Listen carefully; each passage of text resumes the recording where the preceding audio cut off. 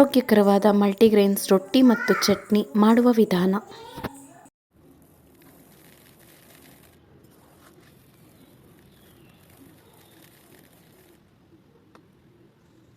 Hi friends, welcome to ಭವ್ಯಾರ್ Gowda YouTube channel. ಇವತ್ತು ನಾನಿಲ್ಲಿ ಮಲ್ಟಿಗ್ರೇನ್ಸ್ ರೊಟ್ಟಿ ಮಾಡೋದು ಹೇಗೆ ಅಂತ ತೋರಿಸ್ತಾ ಇದ್ದೀನಿ. ಅದಕ್ಕೆ ಬೇಕಾಗಿರುವಂಥ ಇಂಗ್ರೀಡಿಯೆಂಟ್ಸ್, ಇಲ್ಲಿ ಸ್ವಲ್ಪ ಕರಿಬೇವಿನ ಸೊಪ್ಪನ್ನು ತೊಗೊಂಡಿದ್ದೀನಿ, ಮತ್ತು ಸ್ವಲ್ಪ ಮೆಂತ್ಯವನ್ನು ತೊಗೊಂಡಿದ್ದೀನಿ. ಇಲ್ಲಿ ನಾನು ಅರ್ಧ ಕೆ ಜಿಯಷ್ಟು ಬಾರ್ಲಿಯನ್ನು ತೊಗೊಂಡಿದ್ದೀನಿ, ಮತ್ತು ಅರ್ಧ ಕೆ ಜಿಯಷ್ಟು ಬರಗು ತೊಗೊಂಡಿದ್ದೀನಿ, ಮತ್ತು ಅರ್ಧ ಕೆ ಜಿಯಷ್ಟು ಆರಕ್ಕ ತೊಗೊಂಡಿದ್ದೀನಿ, ಮತ್ತು ಅರ್ಧ ಕೆ ಜಿಯಷ್ಟು ಹೆಸರು ಕಾಳನ್ನು ತೊಗೊಂಡಿದ್ದೀನಿ, ಅರ್ಧ ಕೆ ಜಿಯಷ್ಟು ಕೆಂಪಕ್ಕಿಯನ್ನು ತೊಗೊಂಡಿದ್ದೀನಿ, ಮತ್ತು ಅರ್ಧ ಕೆ ಜಿಯಷ್ಟು ನವಣೆಯನ್ನು ತೊಗೊಂಡಿದ್ದೀನಿ. ಇಲ್ಲಿ 1 ಕೆ ಜಿಯಷ್ಟು ನುಚ್ಚು ಅಕ್ಕಿಯನ್ನು ತೊಗೊಂಡಿದ್ದೀನಿ, ಮತ್ತು ಅರ್ಧ ಕೆ ಜಿಯಷ್ಟು ಗೋಧಿಯನ್ನು ತೊಗೊಂಡಿದ್ದೀನಿ, ಅರ್ಧ ಕೆ ಜಿಯಷ್ಟು ಜೋಳವನ್ನು ತೊಗೊಂಡಿದ್ದೀನಿ. ಇಲ್ಲಿ ನೋಡ್ತಿರ್ಬೋದು, ಇದೆಲ್ಲ ಮಲ್ಟಿಗ್ರೇನ್ಸ್ನ ಹಾಕಿ ರೊಟ್ಟಿ ಮಾಡೋದು ಹೇಗೆ ಅಂತ ತಿಳಿಸ್ಕೊಡ್ತೀನಿ. ಈ ರೊಟ್ಟಿಯನ್ನು ತಿನ್ನೋದ್ರಿಂದ ನಮ್ಮ ಆರೋಗ್ಯ ತುಂಬ ಚೆನ್ನಾಗಿರುತ್ತೆ. ಒನ್ ಟೈಮ್ ಇನ್ಸ್ಟ್ಯಾಂಟಾಗಿ ರೊಟ್ಟಿ ಮಾಡಿಕೊಂಡು ತಿನ್ಬೋದು. ಅದು ಎನರ್ಜಿ ಇರುವಂತಹ ರೊಟ್ಟಿಯನ್ನು ತಿನ್ನಬಹುದು. ಸಾಮಾನ್ಯವಾಗಿ ಎಲ್ಲರೂ ಅಕ್ಕಿ ರೊಟ್ಟಿ ಈ ಥರ ಮಾಡ್ತಾರೆ. ನಾನು ಸ್ವಲ್ಪ ಬೇರೆ ಥರ ಮಲ್ಟಿಗ್ರೇನ್ಸ್ ರೊಟ್ಟಿ ಮಾಡೋಣ ಅಂತ ಹೇಳಿಬಿಟ್ಟು ಸೊ ಇಲ್ಲಿ ಸ್ವಲ್ಪ ನಾನು ಬಿಸಿಲಿಗೆ ಇಟ್ಟಿದ್ದೀನಿ.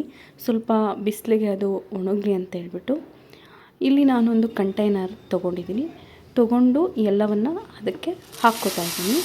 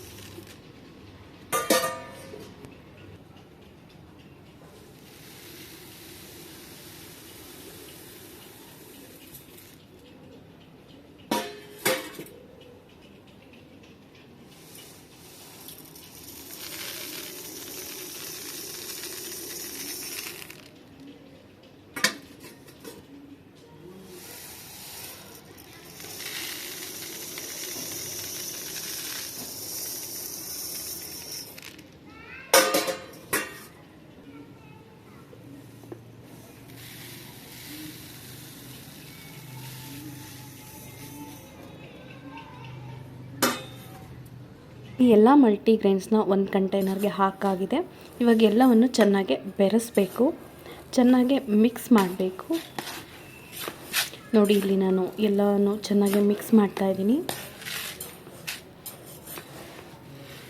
ನೋಡಿ, ತುಂಬ ಕಲರ್ಫುಲ್ಲಾಗಿ ಕಾಣಿಸ್ತಾ ಇದೆ ಮಲ್ಟಿಗ್ರೇನ್ಸ್.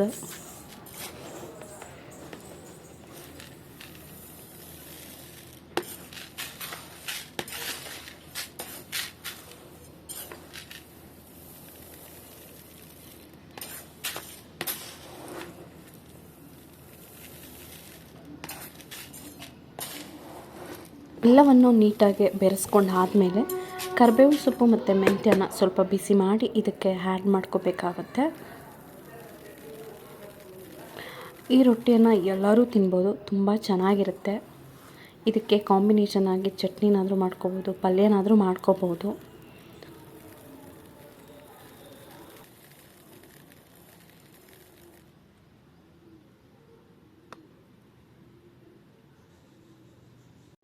ಇಲ್ಲಿ ಒಂದು ಪಾನ್ ಇಟ್ಕೊಂಡಿದ್ದೀನಿ. ಅದು ಸ್ವಲ್ಪ ಪಾನ್ ಬಿಸಿ ಆದಮೇಲೆ ಕರಿಬೇವಿನ ಸೊಪ್ಪನ್ನ ಹಾಕ್ಕೋತಾ ಇದ್ದೀನಿ. ಅದು ಸಹ ಹಸಿ ಅಥವಾ ಸ್ವಲ್ಪ ನೀರಿನ ಅಂಶ ಇರುತ್ತಲ್ವ, ಅದೆಲ್ಲ ಹೋಗೋವರೆಗೂ ಸ್ವಲ್ಪ ಬಾಡಿಸ್ಕೋಬೇಕಾಗುತ್ತೆ, ಸ್ವಲ್ಪ ಗರಿ ಗರಿ ಆಗೋ ಥರ.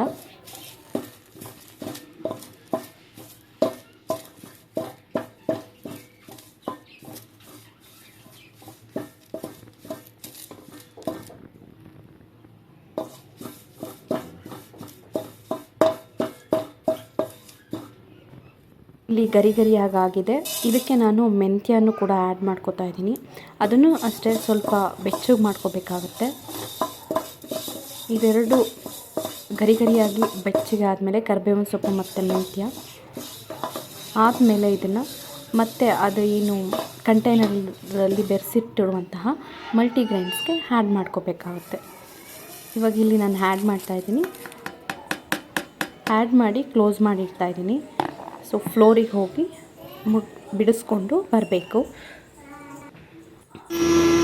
ನಾವಿಲ್ಲಿ ಫ್ಲೋರಿಗೆ ಬಂದಿದ್ದೀವಿ, ಫ್ಲೋರಿಗೆ. ಸೊ ಬಿಡಿಸ್ತಾ ಇದ್ದೀವಿ. ಇದನ್ನು ಹೇಗೆ ಬಿಡಿಸ್ಬೇಕು ಅಂತಂದರೆ ರೊಟ್ಟಿ ಅದಕ್ಕೆ ಬಿಡಿಸ್ಬೇಕಾಗತ್ತೆ.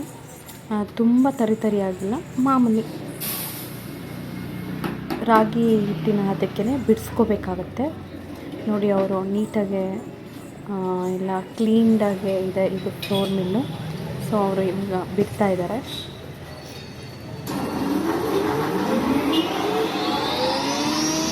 ಇದನ್ನು ಏನು ಜರಡಿ ಹಿಡಿಯೋ ಅವಶ್ಯಕತೆ ಇಲ್ಲ, ಹಾಗೆ ನಾವು ಇನ್ಸ್ಟಂಟಾಗಿ ರೊಟ್ಟಿನ ಮಾಡ್ಕೋಬೇಕು.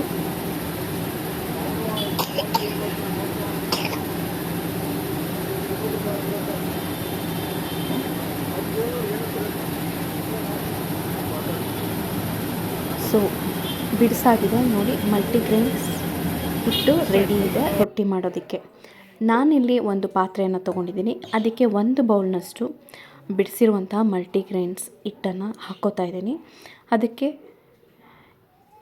ಸ್ವಲ್ಪ ಉಪ್ಪನ್ನು ಹಾಕ್ಕೋತಾ ಇದ್ದೀನಿ. ಮತ್ತು ತೊಗೊಂಡಿರುವಂತಹ ಬೌಲಲ್ಲೇ 1 ಕಪ್ ನೀರನ್ನು ಆ್ಯಡ್ ಮಾಡ್ಕೋತಾ ಇದ್ದೀನಿ. ನಮಗೆ ಯಾವ ಹದಕ್ಕೆ ಬೇಕೋ ಆ ಹದಕ್ಕೆ ಕಲಿಸ್ಕೋಬೇಕಾಗತ್ತೆ. ಒಬ್ಬೊಬ್ಬರು ರೊಟ್ಟಿಯನ್ನು ಕೈಯಲ್ಲಿ ಹೆಂಚು ಮೇಲೆ ಹಾಕ್ತಾರೆ, ಬಟ್ ನನಗೆ ಆ ಥರ ಹಾಕೋದಕ್ಕೆ ಬರಲ್ಲ. ಹಾಗಾಗಿ ನಾನು ದೋಸೆ ಹದಕ್ಕೆ ಕಲಿಸ್ಕೊತಾ ಇದ್ದೀನಿ. ಬೇಕು ಅಂತಂದರೆ ದೋಸೆ ಹದಕ್ಕೆ ಬೇಕಂತಂದರೆ ಇದಕ್ಕೆ ಇನ್ನೂ ಒಂದು ಸ್ವಲ್ಪ ನೀರನ್ನ ಆ್ಯಡ್ ಮಾಡ್ಕೋಬೇಕಾಗತ್ತೆ. ಚೆನ್ನಾಗಿ ಮಿಕ್ಸ್ ಮಾಡ್ಕೋಬೇಕಾಗತ್ತೆ. ಮಿಕ್ಸ್ ಮಾಡಿ ಒಂದು 5 ನಿಮಿಷ ಅಥವಾ 10 ನಿಮಿಷ ಇಟ್ಟರೂ ಸಾಕು.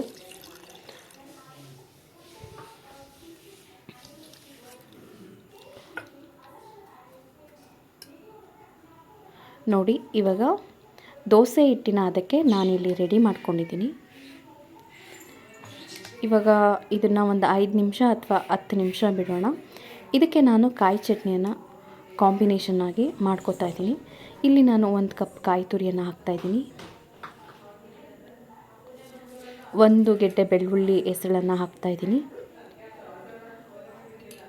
4 ಮೆಣಸಿನ್ಕಾಯಿ ಹಾಕ್ತಾಯಿದ್ದೀನಿ, ಹಸಿರು ಮೆಣಸಿನ್ಕಾಯಿ. ಮತ್ತು ಕರಿಬೇವಿನ ಸೊಪ್ಪನ್ನ ಹಾಕ್ತಾಯಿದ್ದೀನಿ. ಸ್ವಲ್ಪ ಕೊತ್ತಂಬರಿ ಸೊಪ್ಪನ್ನು ಹಾಕ್ತಾಯಿದ್ದೀನಿ. ಹಾಗೆ ಸ್ವಲ್ಪ ಮೆಣಸು ಹಾಕ್ತಾಯಿದ್ದೀನಿ.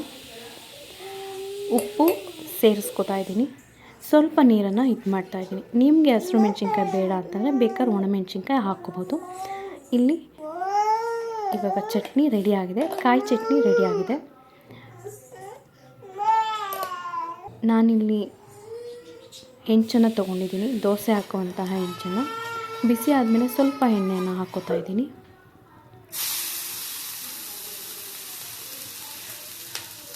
ತವ ಚೆನ್ನಾಗಿ ಕಾದಿದೆ ಅಂತ ಗೊತ್ತಾಗಬೇಕಂದ್ರೆ ನೀರು ಹಾಕ್ಕೊಂಡ್ರೆ ಅದು ಚುರು ಚುರು ಅನ್ನುತ್ತೆ. ಚೆನ್ನಾಗಿ ಕಾದಿದೆ ತವ. ಇವಾಗ ನಾನು ದೋಸೆ ಹಿಟ್ಟಿನ ಅದಕ್ಕೆ ಕಲಿಸ್ಕೊಂಡಿರುವಂತಹ ರೊಟ್ಟಿ ಹಿಟ್ಟನ್ನು ನಾನಿಲ್ಲಿ ಹಾಕ್ತಾಯಿದ್ದೀನಿ ತವ ಮೇಲೆ.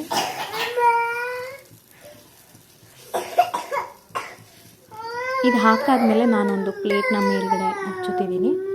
ಏನಕ್ಕೆ ಅಂತಂದರೆ ಚೆನ್ನಾಗಿ ಬೇಯಬೇಕಾಗುತ್ತೆ ರೊಟ್ಟಿ. ನೋಡಿ ಇವಾಗ ದೋಸೆ ಥರನೇ ರೊಟ್ಟಿ ಬಂದಿದೆ. ಮಕ್ಳುಗಳಿಗೂ ತಿನ್ನೋಕ್ಕೆ ಚೆನ್ನಾಗಿರುತ್ತೆ, ನಮಗೂ ತಿನ್ನೋದಕ್ಕೆ ಚೆನ್ನಾಗಿರುತ್ತೆ. ಕೆಳಗಡೆ ಚೆನ್ನಾಗಿ ಬೆಂದಿದೆ. ಇವಾಗ ಇನ್ನೊಂದು ಸೈಡ್ ಬೇಯಿಸ್ಕೊತಾ ಇದ್ದೀನಿ.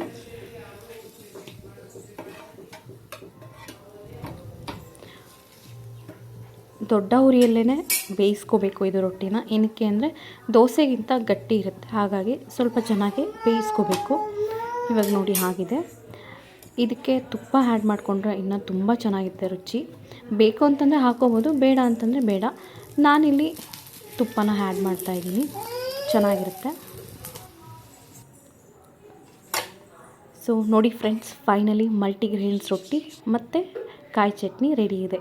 ನೀವು ಕೂಡ ಈ ಥರ ಇನ್ಸ್ಟಂಟಾಗಿ ಬ್ರೇಕ್ಫಾಸ್ಟ್ ಇರ್ಬೋದು ಅಥವಾ ನೈಟ್ ಏನಾದರೂ ಸ್ವಲ್ಪ ತಿನ್ನಬೇಕು ಅಂತಂದಾಗ ಈ ಮಲ್ಟಿಗ್ರೇನ್ಸ್ ರೊಟ್ಟಿನ ತಿನ್ಬೋದು. Thank you for watching friend.